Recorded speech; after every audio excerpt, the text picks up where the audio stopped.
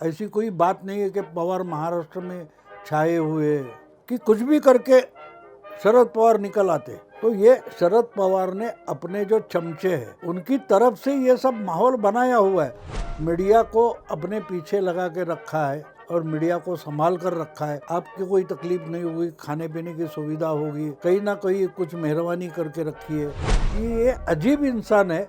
उम्र निकल गई है, तबीयत ठीक नहीं है। क्या होता है कि होपिंग अगेंस्ट होप होता है। अरे शरद पवार गंजे हो गए, उसमें भी उनकी एक पॉलिटिकल चाल है। पवार कभी भी सक्सेसफुली महाराष्ट्र के लीडर बने ही नहीं, अपनी ताकत पर महाराष्ट्र में मेजॉरिटी नहीं ला सके। मैं तो ये मानता हूँ कि शरद पवार एक ऐसे पॉलिटिशियन है कि जिन्होंने अपना स्वार्थ कभी देखा ही नहीं है। वो दूसरे का नुकसान सोचते हैं हमेशा। हम जिसको मराठी में एक विघ्न संतोषी जी, यानी दूसरे के लिए विघ्न होता है तो उससे मुझे संतोष मिलता है। इस दुनिया में अगर एक इंसान ऐसा है कि जिसका खुद पर भरोसा नहीं तो वो शरद पवार है। उनको पता नहीं होता कि मैं सुबह बोल रहा हूँ, शाम को मैं क्या करूँगा मुझे ही पता नहीं। ये शरद पवार एक बर्मुडा ट्रायंगल है, जिसके पास जो चीज़ जाती है वो गायब हो जाती है। तो इनके साथ जो पार्टी आ गई गायब हो गई। अब उनकी खुद की पार्टी भी डूब रही है।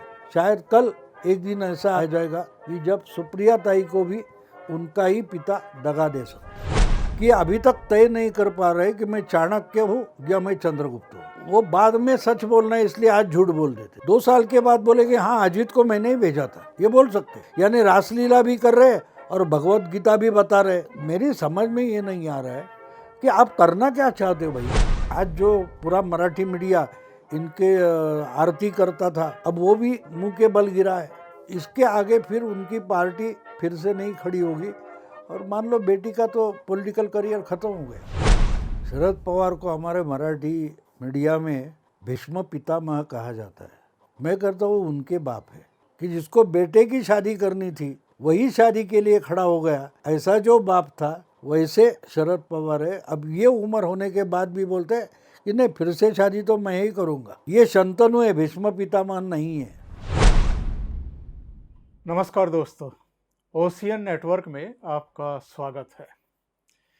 आज भाऊ तोरसेकर चूँकि पधारे थे हमारे यहाँ और इस समय मेरे स्टूडियो में हैं, तो भाऊ से आज एक्चुअल में बात करेंगे शरद पवार के बारे में, जो मीडिया की सुर्खियाँ बने रहते हैं हमेशा। जब से मैं देख रहा हूँ, मेरी याददाश्त है और आपकी भी याददाश्त होगी, तब से आप भी देख रहे होंगे कि महाराष्ट्र पर सर्वाधिक चर्चाएं होती हैं, सर्वाधिक खबरें बनती हैं, सबसे ज़्यादा घटनाएं होती हैं और सर्वाधिक अगर कोई मीडिया में छाया रहता है तो उसका नाम है शरद पवार। इत्तेफाक से, संयोग से, जब शरद पवार की राजनीति शुरू हो रही थी, राजनीतिक जीवन शुरू हो रहा था, उसी समय भाऊ तोरसेकर की पत्रकारिता का करियर शुरू हो रहा था। तो भाऊ से बेहतर और कोई नहीं जानता है शरद पवार को और शरद पवार की यहाँ तक की यात्रा को। तो पहले खंड में हम लोग शरद पवार के बारे में ही बात करेंगे कि शरद पवार इतने महत्वपूर्ण क्यों बन गए हैं महाराष्ट्र की राजनीति के लिए और मीडिया में वो क्यों छाए रहते हैं, चर्चाओं का केंद्र क्यों बने रहते हैं, जबकि शरद पवार जो है वो महाराष्ट्र के कोई इतने बड़े लीडर नहीं हैं कि पूरे महाराष्ट्र ने कभी उनको एक्सेप्ट किया हो या पूरे महाराष्ट्र में वो एक छत्र कभी लीडर स्वीकार किए गए हों। भाऊ, सबसे पहले तो ये बताइए कि जब आप ओवरऑल देखते हैं शरद पवार का राजनीतिक जीवन और उनकी यात्रा, तो आपका आकलन इनके बारे में, आपका जो कहना चाहिए कि मत क्या बनता है इनके बारे में, कि जैसा मैंने कहा कि पूरे महाराष्ट्र के लीडर नहीं हैं पर फिर भी छाए रहते हैं, ये जादूगरी कैसे? नहीं, हम जब कहते हैं कि पवार छाए रहते, पवार छाए, तो कहाँ छाए रहते? देखिए, एक बात होती है कि अब मैं तो गाजियाबाद में आपके घर आया हूँ और मैं कुछ दिन के लिए, फिर मेरी फैमिली है तो दिल्ली में हूँ। तो हमारे यहाँ सफदरजंग एनक्लेव में जब बादल रहते हैं उस वक्त गाजियाबाद में तो होते नहीं है जी जी। लेकिन हम बोलते हैं कि बादल छाए, तो आप दिल्ली से बोल रहे हैं, नोएडा से बोल रहे हैं या गाजियाबाद से बोल रहे हैं, किसको पता है? तो सामने वाला मानता है कि बादल छाए हुए, तो क्या मुंबई में बादल छाए? बिल्कुल नहीं है। जी जी जी। कहने का मतलब ये है कि पवार छाए रहते उनके लिए जो मीडिया हमेशा फॉलो करते हैं। तो मीडिया फॉलो करते हैं उनके लिए पवार छाए रहे, लेकिन बिल्कुल बाकी ऐसी कोई बात नहीं है कि पवार महाराष्ट्र में छाए हुए, ऐसा बिल्कुल ही। उन्होंने मीडिया को अपने पीछे लगा के रखा है और मीडिया को संभाल कर रखा है। और आज नहीं, अभी मीडिया की तीसरी पीढ़ी होगी, हमारे बाद की तीसरी पीढ़ी होगी, वो उन्होंने उनको संभाल के रखा है कि भाई आते जाते आपकी कोई तकलीफ नहीं होगी, खाने पीने की सुविधा होगी, आपके नौकरी हो ना हो हम आपको संभालेंगे, कहीं ना कहीं कुछ मेहरबानी करके रखिए। तो एक ऐसा सोचने का तरीका बन गया, क्या शरद पवार है तो कुछ भी कर सकते, तो इस ढंग से वो छाए रहते। मैं एक बात और बता दूं, जी जी। बहुत 20-25 साल पुरानी बात है, मैंने एक आर्टिकल तमिलनाडु पर पढ़ा था। तो तमिलनाडु में पहले यानी 60 के दशक में दो बड़े हीरो हुआ करते थे। आज जैसे रजनीकांत बोलते, तब रजनीकांत बेचारा फिल्म में नहीं था। जी जी। तो एमजी रामचंद्रन और शिवाजी गणेशन ऐसे लोग रहते थे। तो दोनों टॉप के आर्टिस्ट थे, एक सुपरस्टार था, लेकिन अभिनय हम देखे, एक्टिंग अगर देखे तो शिवाजी गणेशन की अच्छी होती थी। तो शिवाजी गणेशन की एक क्रांतिकारी फिल्म आई थी, स्टोरी क्रांतिकारक थी और बड़ी अच्छी चली भी अच्छे। तो लोगों को यानी जो देखकर बाहर निकलते थे उनको पूछा गया कि कैसी फिल्म है? फिल्म तो बढ़िया है बोले, लेकिन एक बात है बोले, उसमें आखिर में उसको फांसी चढ़ाई जाती है, फांसी दी जाती है, तो ये फांसी लगकर मर जाता है जो शिवाजी गणेशन है। तो देखकर लौटने वाले क्या बोल रहे थे, अगर एमजी रामचंद्रन होता ना तो उससे भी निकल आता। तो ये जो सोच है कि एमजी रामचंद्रन जिस ढंग की कथाएं कहानियां बताते थे, पेश करते थे, उसमें वो कहीं से भी निकल आते। आज जैसे रजनीकांत का बोला जाता है, जी हाँ जी हाँ। तो बिल्कुल वैसा एक इमेज बन गई थी। तो स्टोरी क्या है उससे कोई मतलब नहीं, लेकिन इससे शिवाजी गणेशन के जगह अगर एमजी रामचंद्रन को लिया जाता तो वो फांसी नहीं लगता, वो उससे भी निकल जाता। तो ये जो सोच है बस बिल्कुल वही मराठी मीडिया की एक तरीके से सोच बन गई है कि कोई। आज सुबह मुझे एक फ़ोन आया था कि आपने ऐसा बोला है, वैसा बोला है, शरद पवार का ये गेम है क्या? मैंने बोला अरे नासा भी पता नहीं है नासा को, लेकिन शरद पवार निकले तो सीधे चांद पर एक पाँव रखेंगे और मंगल पर दूसरा रख सकते। ये सोच हो गई है, तो उस पर कोई दवाई है नहीं। भाऊ, पिछले दिनों जब ये सारा घटनाक्रम हुआ और हम लोगों ने अपने अपने हिसाब से उसकी व्याख्या की, अलग अलग वीडियो बनाए, तो कमेंट बॉक्स में बहुत सारे लोगों ने ये कहना शुरू किया कि नहीं नहीं, ये भी एक शरद पवार की चाल है। यानी अजीत पवार, छगन भुजबल और प्रफुल्ल पटेल अगर 30 से ज़्यादा एमएलए को लेकर के भारतीय जनता पार्टी के साथ चले गए और शपथ ग्रहण कर ली छगन भुजबल ने, अजीत पवार ने और उनके साथ 8 एमएलए ने कुल मिला करके, तो ये भी शरद पवार की चाल है। ये जो शरद पवार के बारे में एक कहना चाहिए कि फिनोमिना, एक परसेप्शन बन गया है मीडिया के साथ साथ आम लोगों में भी, ये कैसे क्रिएट हुआ? नहीं, ये ऐसे ही क्रिएट हुआ है ना, ये मीडिया ने बनाया हुआ है। मीडिया ने बनाया हुआ है कि कुछ भी करके शरद पवार निकल आते। तो ये शरद पवार ने अपने जो चमचे हैं उनकी तरफ से ये सब माहौल बनाया हुआ है। तो और दूसरी बात है कि एक बार अभी अजीत दादा क्या शपथ विधि वगैरह हो गया, 1-2 घंटे बाद शरद पवार की प्रेस कॉन्फ्रेंस हो गई। तो उन्होंने ऐसा गुस्सा भी, जैसे हमने देखा कि उद्धव ठाकरे गुस्से में आ गए और कोई गुस्से में आ गए, तो शरद पवार गुस्से में नहीं है, वो आराम से जवाब दे रहे थे, कोई बात नहीं, मैं फिर से आऊँगा, ये मेरे लिए नया एक्सपीरियंस नहीं है, 80 के दशक 84 में हमारे 54 एमएलए थे, उसमें से 6 बचे, बाकी तो इंदिरा जी के साथ निकल गए, हमने फिर पार्टी खड़ी की। ये जिस ढंग से गड़बड़ कर देते कि लगता है हाँ फिर तो ये तो अगर ये सच है तो राहुल गांधी भी बिल्कुल सही है, राहुल गांधी भी कुछ कर सकते हैं ना। बिल्कुल जैसे कुछ कांग्रेस के लोग बोलते हैं, हमने पिछले 10 साल से सुना है कि इंदिरा जी भी 77 में हार गई थी, 80 में वापस बाउंस बैक हो गई। तो लेकिन वो इंदिरा गांधी थी, राहुल गांधी नहीं थी। बिल्कुल ये हमें समझना जरूरी होता है कि जो कुछ इंदिरा जी ने खड़ा किया वो अपने बलबूते पर खड़ा किया। शरद पवार अगर आज तक कभी भी अपनी ताकत पर महाराष्ट्र में मेजॉरिटी नहीं ला सके तो ये कहते तो मीडिया में छाए रहते। तो इसलिए लोगों को लगता है कि हाँ अब आप लोग जिस ढंग से आर्ग्यूमेंट करते हैं लोग, तो मैं उनको बोलता हूँ कि हाँ अरे शरद पवार गंजे हो गए, उसमें भी उनकी एक पॉलिटिकल चाल है क्योंकि वो गंजे हो गए। देखो अजीत के बाल अभी तक है, मेरे नहीं है, मैं तो सर्वाइव हुआ, गंजा हुआ फिर भी टिका हूँ। तो ये क्या होता है कि होपिंग अगेंस्ट होप होता है, और कुछ लोग तो अजीब हाँ हो निकल हो सकता है। और ये हमने भी जिंदगी में कहीं ना कहीं ये सोचा है, कभी कभी हमको लगता है कि अब सब खत्म हो गया, फिर भी लगता है कोई चमत्कार होगा। ये जो सोच होते है ये उसका कारण है कि लोगों को लगता है, और खुद शरद पवार को भी लगता है कि इससे भी निकल आऊँगा। तो उम्र निकल गई है, तबीयत ठीक नहीं है, तो ये भी सोचना पड़ता है उससे भी आगे कि ये मोदी युग है, मोदी एरा है। आज 2000 तक जो राजनीति चल रही थी वो पिछले 20 साल में बदल गई है, वे भी सोचना पड़ता है। बिल्कुल सही कह रहे हैं। आज अगर कोई MTNL वाला, BSNL वाला आपको आकर एक लाइन काटूंगा ऐसा बोलेगा तो आप उसकी फिक्र करोगे? नहीं डरोगे, उसका काट ले। क्योंकि आज आप MTNL या BSNL पर निर्भर नहीं है।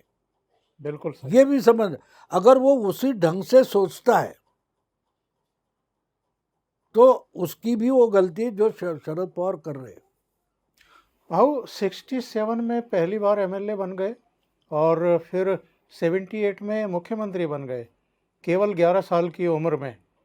उस समय का थोड़ा सा घटनाक्रम हमारे दर्शकों को बताइए, क्या हुआ था जब इन्होंने वसंत दादा पाटिल से बगावत की थी, पार्टी तोड़ करके अलग। और मुझे तो, अगर मैं गलत नहीं हूँ तो शायद जनसंघ से भी इन्होंने समर्थन लिया था वो सरकार बनाने के लिए, कुछ और ताकतें थी उनसे भी समर्थन लिया था, हालांकि सरकार ज़्यादा नहीं चल पाई। लेकिन क्या पूरा घटनाक्रम था वो? नहीं, वो घटनाक्रम ऐसा था कि 77 में जनता पार्टी जीत गई थी, देश की सत्ता जनता पार्टी के पास थी। महाराष्ट्र में 288 जो सीटें थी उसमें से 99 सीटें जनता पार्टी ने जीत ली थी। तो जनता पार्टी का मतलब जनसंघ भी था। जी जी। जनसंघ था, ऑर्गेनाइजेशन कांग्रेस थी, CFD थी, समाजवादी पार्टी उसमें थी, सोशलिस्ट उस समय की सोशलिस्ट पार्टी। जी जी जी। तो वो जनसंघ भी था, मतलब जनता पार्टी में था। और जनता पार्टी के जो 99 MLAs थे उसमें ज़्यादातर जनसंघ के ही थे। ओके। जनसंघ के ही थे। और जब सरकार वसंत दादा की बनी थी तो उस वक्त भी कांग्रेस स्प्लिट हुई थी। यशवंत राव की कांग्रेस, ब्रह्मानंद, हम उसको महाराष्ट्र में उसको चड्डी कांग्रेस बोला जाता था। चड्डी का मतलब चौहान और रेड्डी कांग्रेस। अच्छा। और दूसरे को धोती कांग्रेस बोलते थे। यानी महाराष्ट्र में इंदिरा कांग्रेस जो थी उसका नेतृत्व तिरपुड़े, नासिकराव तिरपुड़े करते थे, और धोटे नाम के एक लीडर थे वो भी उनके साथ थे, इसलिए उनको धोती कांग्रेस बोला जाता जी था। जी जी। तो वो दोनों की मिलकर एक सरकार बनी थी, क्योंकि जनता पार्टी खुद की ताकत पर मेजॉरिटी नहीं ला पाई थी। तो मेरा ख्याल है 6-7 महीने के बाद उसमें से टूट होने लगी। तो ये जो अभी जयंत पाटिल है, उनके पिताजी थे उस वक्त राजाराम बापू पाटिल, ओके। वो जनता पार्टी में आए थे, बेसिकली कांग्रेस के थे। तो उनके नेतृत्व में कांग्रेस के कुछ एमएलए टूट कर आएंगे और सरकार बनेगी, ये तय हो रहा था। तो शरद पवार बीच में घुस गए। उन्होंने एसएम जोशी जो बड़े सोशलिस्ट लीडर हुआ करते थे, जनता पार्टी के नेता थे टॉप के, उनको पटाया और खुद 22 एमएलए लेकर, वो 40 बोला जाता है वो गलत है, वो सिर्फ 22 एमएलए और 4 मिनिस्टर लेकर आए थे, जिसमें एक सुशील कुमार शिंदे थे, दत्ता मेघे थे और तीसरे सुंदरराव सोलंकी थे। ओके। तो उनको लेकर आए थे और चीफ मिनिस्टर बन गए। तो ऐसी बात हुई थी। तो वसंत दादा को जो फंसा कर ये आए थे, उनके एमएलए तोड़कर बनाया गया उसे सरकार, तो इसलिए उनको खंजर मारा, पीठ में खंजर भोंका, ये बोला जाता है। और भाऊ, मैं आंकड़े देख रहा था कि 1980 में कांग्रेस इनके बिना लड़ी, 1985 में भी कांग्रेस इनके बिना लड़ी। 1980 में कांग्रेस की 186 सीटें आई, 1985 में भी 160 से ज़्यादा सीटें आई, मतलब माइनस पवार। और जब राजीव गांधी इनको वापस कांग्रेस में ले आए, उसके बाद जब अगला इलेक्शन हुआ 1990 में, इनकी चीफ मिनिस्टरशिप में हुआ, तो कांग्रेस लटक गई, उसको पूर्ण बहुमत भी नहीं मिला। तो इसका मतलब क्या माना जाए? नहीं, उतनी बात नहीं है। देखो, महाराष्ट्र में पहली बार अगर कांग्रेस किसी से गठबंधन बनाकर लड़ी है तो 90 में लड़ी है, जब शरद पवार चीफ मिनिस्टर, और फिर भी उनको मेजॉरिटी नहीं मिली। कुछ 140 सीटें वगैरह मिली थी, मेजॉरिटी के लिए 6-7 सीटें कम थी, तो इंडिपेंडेंट वगैरह साथ लेकर उन्होंने गवर्नमेंट बनाई थी। लेकिन पवार अपने आप में कभी भी मेजॉरिटी नहीं ला सके। लेकिन इन्होंने, मैंने बोला ना, लोक सत्ता या महाराष्ट्र टाइम्स ऐसे जो बड़े पेपर थे या और कोई मीडिया है, उसको हाथ में रखकर इन्होंने अपनी बोगस इमेज खड़ी कर दी कि पवार है, बस, बाकी कुछ किसी की ज़रूरत नहीं है। तो पवार कभी भी सक्सेसफुली महाराष्ट्र के लीडर बने ही नहीं। 67 में वो एमएलए बने, 72 में मिनिस्टर बने, 78 में चीफ मिनिस्टर बने। तो मैंने आज ही अभी एक मराठी में वीडियो डाल दिया है कि शरद पवार पर कोई भरोसा नहीं कर सकता। खुद शरद पवार अपने पर भरोसा नहीं करते। उनको पता नहीं होता कि मैं सुबह बोल रहा हूँ, शाम को मैं क्या करूँगा मुझे ही पता नहीं। उसका नाम शरद पवार है। इस दुनिया में अगर एक इंसान ऐसा है कि जिसका खुद पर भरोसा नहीं, तो वो शरद पवार है। अब बाकी के लोग उस पर क्या भरोसा करें, और जो करेंगे वो तो डूब जाएंगे। मैंने बहुत 2 साल 3 साल पहले बार बार मैंने मेरे वीडियो में बताया कि शरद पवार एक बर्मुडा ट्रायंगल है, जिसके पास जो चीज़ जाती है वो गायब हो जाती है। तो इनके साथ जो जो पार्टी आ गई गायब हो गई। अब उनकी खुद की पार्टी भी डूब रही है। तो शरद पवार एक अजीब पहेली मान सकते हैं। एक अजीब पहेली है कि जो ना खुद को समझिए ना औरों को समझिए। ऐसे भाऊ, जब ये सोनिया गांधी के विदेशी मूल के मुद्दे पर कांग्रेस से अलग हुए थे, 99 में एनसीपी बना करके पहला इलेक्शन लड़े थे, 58 सीटें आई थी। अगला जो इलेक्शन हुआ था 2004 में, उसमें इनकी मैक्सिमम 71 सीटें आई थी और कांग्रेस 69 सीटों पर रह गई थी, यानी 2 सीटें एनसीपी की ज़्यादा थी। और एक इंटरव्यू में, अगर मैं गलत नहीं हूँ तो अजीत पवार ने इस बात का गिला भी किया था कि उस समय अगर शरद पवार चाहते तो एनसीपी का मुख्यमंत्री हो सकता था, यानी वो मुख्यमंत्री बन सकते थे और शायद एनसीपी की आज स्थिति दूसरी होती। 2004 में शरद पवार ने अजीत पवार को मुख्यमंत्री नहीं बनने दिया, क्या ये माना जाए? नहीं, मुख्य अजीत दादा के लिए ऐसा नहीं मानता मैं। उसमें आधी सच्चाई है। अजीत दादा को इतना भी बड़ा नहीं करना है, यानी शरद पवार की पार्टी में दूसरा कोई बड़ा हो, काबिल हो, ये उनको चलता नहीं था। और जो काबिलियत दिखाई देगा उसको तो हटा देंगे। वो तो खुद छगन भुजबल, उसका आपको याद होगा तो छगन भुजबल इनके साथ रहे।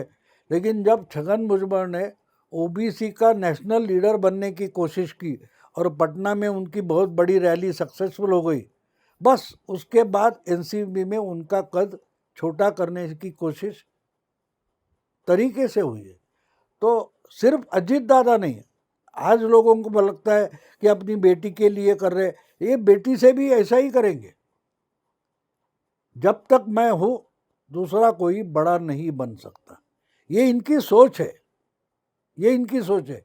तो आज सुप्रिया ताई को अच्छा लगता होगा कि चलो चचेरा भाई तो हट गया, अब तो पूरा मेरा ही है, तो ऐसा नहीं हो सकता। शायद कल एक दिन ऐसा आ जाएगा कि जब सुप्रिया ताई को भी उनका ही पिता दगा दे सकता है। तो 2004 में जो कुछ हुआ या बार बार हुआ है, तो आपको पहले शरद पवार को समझ लेना ज़रूरी है। शरद पवार की बात ऐसे कि ये अजीब इंसान है जो अपना फायदा तक नहीं देखता, वो दूसरों के नुकसान में खुश हो जाता है। हाँ, इसका नाक टूटा है ना, बढ़िया। मैंने एक कहानी बढ़िया पढ़ी थी, भगवान प्रसन्न हो गए और बोले वत्स जो कुछ चाहिए मांग ले। तो वो वत्स सर खुजला रहा है, ये कर रहा है, क्या मांगू तो क्या मांगू। इतने में भगवान बोले अरे तुझे जो मिलेगा उसका दुगना ओमकार को मिलेगा। तो 1 मिनट में भाऊ बोल गया कि ठीक है मेरा दाया हाथ तोड़ दो, यानी ओमकार के 2 हाथ टूटे। यानी अपना 1 हाथ टूटेगा उसका मतलब नहीं है, ओमकार के 2 हाथ टूटे, इसमें इनको इंटरेस्ट है। ये जो सोच है ये शरद पवार की सोच है। अगर ये हम समझ लेते हैं तो पवार साहब की पूरी राजनीति आप समझ लीजिए। वो अपने फायदे की नहीं सोचते, और बल्कि मैं तो ये मानता हूँ कि शरद पवार एक ऐसे पॉलिटिशियन है कि जिन्होंने अपना स्वार्थ कभी देखा ही नहीं है, वो दूसरे का नुकसान सोचते हैं हमेशा। हम जिसको मराठी में एक विघ्न संतोषी, यानी दूसरे के लिए विघ्न होता है तो उससे मुझे संतोष मिलता है, उसका नाम शरद पवार है। भाऊ 2019 के घटनाक्रम पर आए उससे पहले मैं एक सवाल ज़रूर जानना चाहता हूं आपसे कि अभी आपने कहा पहली टिप्पणी में शरद पवार पूरे महाराष्ट्र के लीडर नहीं बन पाए, तो मैं ये जानना चाहता हूं कि ऐसे कौन से कारण थे। अभी 5 या 5.5 या 6 दशक की इनकी राजनीतिक यात्रा हो गई है, और पिछले दिनों तो इनके भतीजे ने ही इनकी मौजूदगी में कह दिया था कि अरविंद केजरीवाल अपने दम पर सरकार बना सकते हैं, केसीआर बना सकते हैं जो कांग्रेस से निकले, जगन मोहन रेड्डी बना सकते हैं, ममता बनर्जी बना सकती हैं, नवीन पटनायक बीजू पटनायक साहब के बेटे वो कई बार बन सकते हैं मुख्यमंत्री, और जिनको चाणक्य कहा जाता है राजनीति का, वो अपने दम पर महाराष्ट्र में कभी अपनी सरकार नहीं बना पाए। कौन सी कमजोरियां रही हैं कि ये ऐसा नहीं कर पाए जो केजरीवाल, केसीआर, ममता बनर्जी, जगन मोहन रेड्डी या नवीन पटनायक कर पाए, और ये पूरे महाराष्ट्र के नेता क्यों नहीं बन पाए आज तक? अगर एक लाइन में बताना है, एक ही लाइन में मैं बता सकता हूँ, वो लाइन ये है कि अभी तक तय नहीं कर पा रहे कि मैं चाणक्य हूं या मैं चंद्रगुप्त हूं। चंद्रगुप्त चाणक्य नहीं होता या चाणक्य चंद्रगुप्त नहीं हो सकता। स्ट्रैटेजी सब चाणक्य की थी, लेकिन लड़ा कौन? तो उसने पूरा दिमाग लगाकर चाणक्य जो बोल रहे वो समझा, उसको इम्प्लीमेंट किया। ये तो खुद चाणक्य भी बनना चाहते और चंद्रगुप्त भी बनना चाहते, इसलिए इनकी पूरी राजनीति फेल क्यों है 5-6 दशकों के बाद, क्योंकि ये अभी तक तय नहीं कर पा रहे। जो हमने शुरू किया था कि शरद पवार कुछ भी कर सकते, तो देखो जो कौन है वो रजनीकांत है, मैंने शुरू में जी तो रजनीकांत खुद ही स्क्रिप्ट लिखेगा, खुद ही म्यूजिक देगा, खुद ही डायरेक्ट करेगा, ऐसा नहीं होता है ना। कुछ ना कुछ तो दूसरों की मदद लेनी पड़ती है। आप ठीक है, आप एक्टिंग करो, आप डायरेक्शन भी करो, लेकिन उसी वक्त आप कैमरा भी नहीं ऑपरेट कर सकते। आपको कम से कम कैमरा मैन लेना चाहिए। ये बोलेगा नहीं नहीं नहीं, कैमरा को हाथ मत लगाओ, मैं ऑपरेट करने वाला हूँ, तो कैसे करोगे, कैसे करोगे? तो ये इनकी हालत, वो प्रॉब्लम पवार का ये है कि ये कुछ भी तय नहीं कर पाते कि मुझे क्या करना है। गेंद भी मैं डालूंगा, बैटिंग भी मैं करूंगा, कैच भी मैं लूँगा, ये तीनों बातें एक साथ होकर तो क्रिकेट नहीं खेली जा सकती ना। तो पवार साहब को अभी भी यानी 6 दशकों के बाद ये तय नहीं कर पा रहे कि मैं बॉलर हूँ, बैट्समैन हूँ, फील्डर हूँ, अंपायर हूँ। जब ये इस पचड़े से निकल सकते, झमेले से, तब शायद कुछ कर सकते, लेकिन उम्र आगे चल गई। अब 2019 के घटनाक्रम की अगर बात करें तो आपको तो बिल्कुल अच्छे से याद होगा, आपकी स्मृति इतनी शार्प है। इन्होंने जब ये सब घटनाक्रम चल रहा था, उद्धव ठाकरे समर्थन के नाम पर कुछ बोल ही नहीं रहे थे, तो मीडिया वालों ने इनसे पूछा, तो इन्होंने मीडिया से कहा कि जनादेश जो है वो भारतीय जनता पार्टी और शिवसेना को मिला है, सरकार बनाने की जिम्मेदारी उनकी है, उनसे पूछिए, हमसे क्यों पूछ रहे हैं। तब लगा कि बड़े वीतरागी किस्म के आदमी हैं, सत्ता का इनको कोई लोभ ही नहीं है, खुद ही कह रहे हैं कि हमें तो विपक्ष में बैठने का जनादेश मिला है। लेकिन उसके बाद फिर कुछ और नाटक कर दिया इन्होंने। ये जो एकदम ये कलाबाजी मारते हैं, ये कला क्या पहले से इनके बर्ताव में है, खून में है, या लोगों को भ्रमित करने के लिए कहते कुछ और है और करते कुछ और है? नहीं, उनकी वो आदत है ना कि भाई वो बाद में सच बोलना है, इसलिए आज झूठ बोल देते। अब इसलिए मैंने परसों एक मराठी में वीडियो बनाया था, 2 साल के बाद बोले कि हाँ अजीत को मैंने ही भेजा था, ये बोल सकते। क्योंकि देखो, हम कॉलेज में जब जवान थे तो हमने भी देखे, आज के भी लड़के, आज की जो जनरेशन है उसमें भी कुछ लड़के इंटेलिजेंट होते हैं। देखो कॉलेज में जो टपोरी होता है ना, वो भी इंटेलिजेंट होता है, ऐसा नहीं कि बुद्धू है, लेकिन वो टपोरी ही रहता है, आगे कुछ कर नहीं पाता। उस उम्र से निकलने के बाद अगर आप देखो, हम भगवान श्री कृष्ण की जो कथाएं हमने सुनी है, कृष्ण लीला सुनी है, तो जब रास लीला करते थे उस वक्त गीता नहीं बोलते थे, और गीता कहने का समय आया तो रासलीला नहीं करनी चाहिए। तो इनका सब प्रॉब्लम, मैं बार बार वही बोल रहा हूँ ना इनको, कि 2019 में ये बता रहे, उधर वो कर रहे, यानी रासलीला भी कर रहे और भगवत गीता भी बता रहे, तो कृष्ण नहीं बन सकते ना। क्योंकि भगवान श्री कृष्ण को इतनी समझ थी कि रासलीला कब करनी है और कब जाके मुझे भगवत गीता कहनी है। तो ये 25-20 साल के थे तब भगवत गीता बोल देते, और अचानक उनको याद आज नहीं तो मैं तो 80 का हो गया, अब मुझे रासलीला करनी चाहिए, तो क्या करे।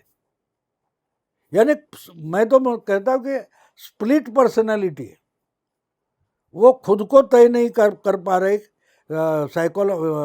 ये क्या बोलते हैं उसको, साइकोलॉजी में स्प्लिट पर्सनैलिटी होती है, वैसी उनकी स्प्लिट पर्सनैलिटी है। अब देखिए कि मैं चुनाव नहीं लड़ूंगा, ये उन्होंने 2012 या 13 में बोल दिया कि इसके आगे चुनाव नहीं लड़ूंगा, और राज्यसभा मेंबर हो गए। तो राज्यसभा का चुनाव नहीं होता। सही। और एक बार नहीं, तीसरी बार बने, दूसरी बार बने।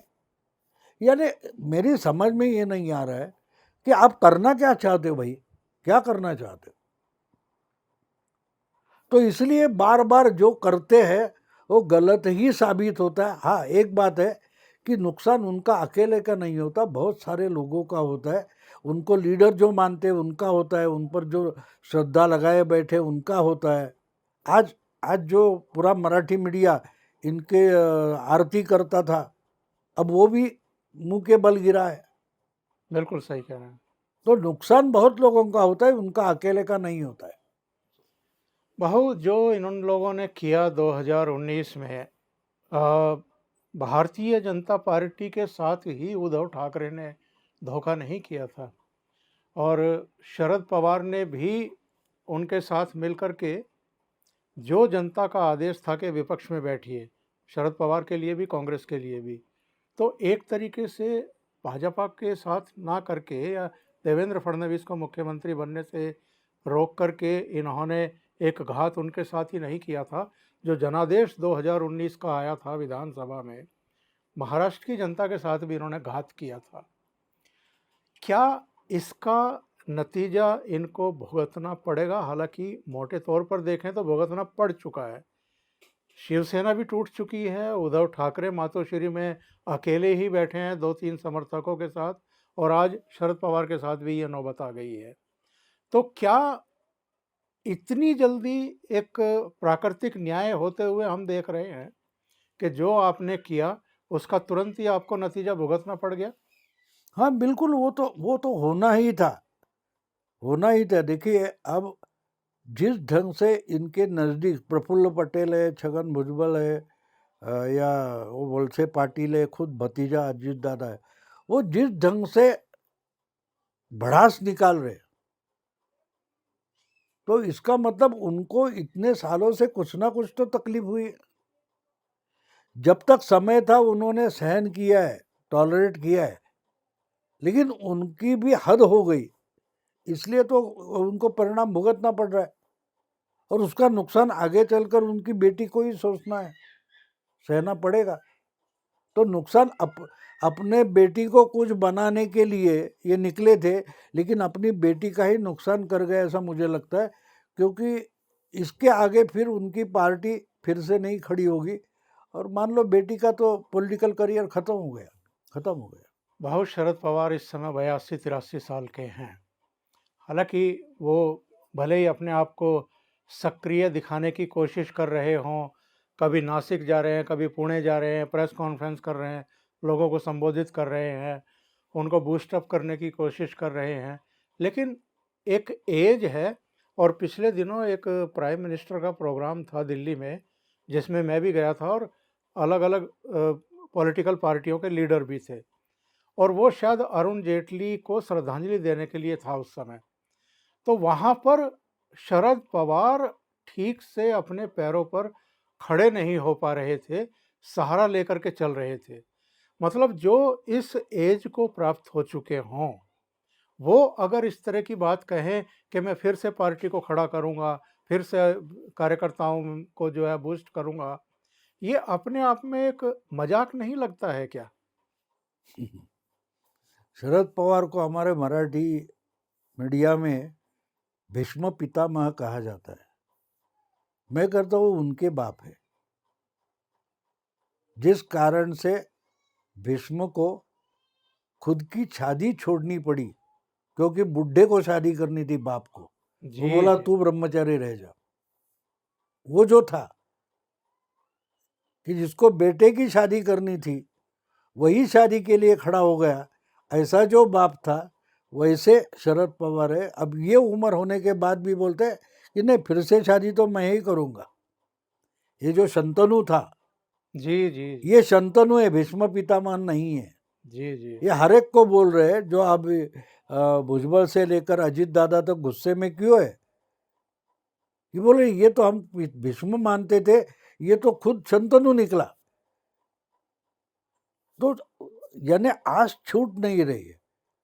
मुझे कुछ न कुछ करना चाहिए। मेरी नाती ने, आपकी पोती है, वो बच्चे जिस ढंग से ध्यानाकर्षण करना चाहते हैं, सेंटर ऑफ अट्रैक्शन बनना चाहते हैं, उस ढंग से 82 उम्र का अगर कोई इंसान कर रहा है तो वो खुद की मजाक कर रहा है, ऐसे मैं मानता हूँ। इससे कुछ भी निकलने वाला नहीं है उनका। आहिस्ते आहिस्ते ये एक मजाक का केंद्र बन जाएगा, लोग हंसेंगे उन पर। लेकिन उनको उसका वो तो बोलते हैं कि अब परसों भी कोई उनके प्रेस कॉन्फ्रेंस में किसी ने पूछा कि आप में से आश्वासक चेहरा कौन है, वो बोले शरद पवार। अब 82 की उम्र में आप ऐसा बोलोगे तो मजाक के ही केंद्र बनेंगे और कुछ नहीं। हाँ, आपके चमचे सामने बैठे हो तो तालियां बजाएंगे, लेकिन निकलेगा कुछ नहीं।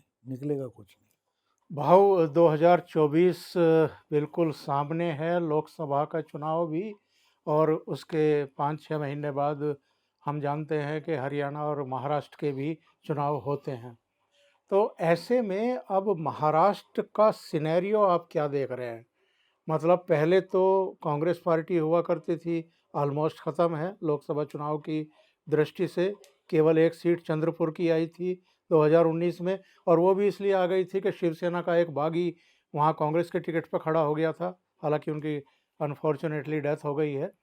पर केवल एक सीट, यानी कांग्रेस बहुत ज़्यादा अब प्रासंगिक नहीं रह गई है हरियाणा, आपके महाराष्ट्र में भी उत्तर प्रदेश की तरह। तो कांग्रेस, भारतीय जनता पार्टी, एनसीपी, शिवसेना, लेकिन एनसीपी के दो भाग हो गए, टूट गई, शिवसेना के दो भाग हो गए, टूट गई, और कांग्रेस जैसी स्थिति में है। तो भारतीय जनता पार्टी के पॉइंट ऑफ व्यू से आप क्या देख रहे हैं लोकसभा चुनाव और फिर विधानसभा चुनाव?